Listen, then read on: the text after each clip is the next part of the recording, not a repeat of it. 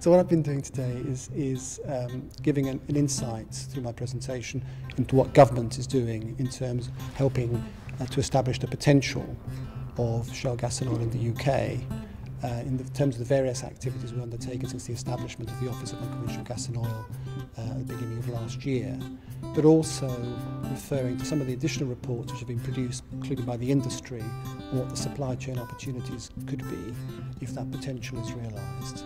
So I've talked a little bit about the work that was done by the trade body EEEGR in commissioning EY to do an analysis of the potential supply chain benefits that might accrue if the industry develops in the way that was anticipated in a separate report, the Institute of Directors report in 2013. But a lot of my presentation has actually been about the work of government has been carrying out in terms of regulation and public engagement.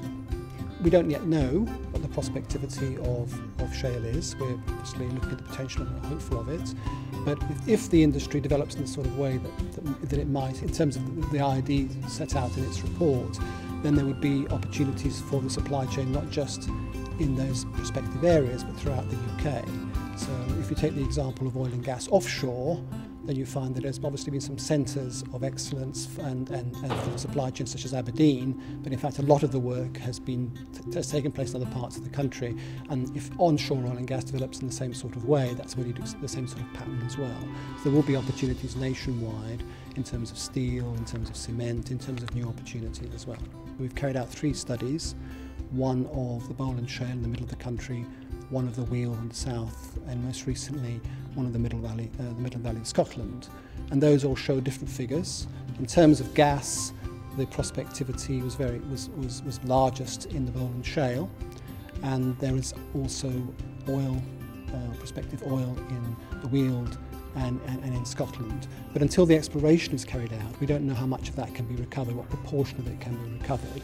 And that's the next stage of the industry's development, and we have got a number of companies which are taken forward that exploratory activity. Well, the timescales the industry have set out, they've talked about 20 to 40 exploration wells to prove the potential in the next 2 to 3 years. So that's what we're likely to see over the next couple of years. Companies coming forward with proposals to do exploration wells, to drill and to hydraulically frack when necessary and so on. And then after that, we'll have an idea of the total potential. And then companies will no doubt be looking at the possibility of investing to make that potential, to realise that potential.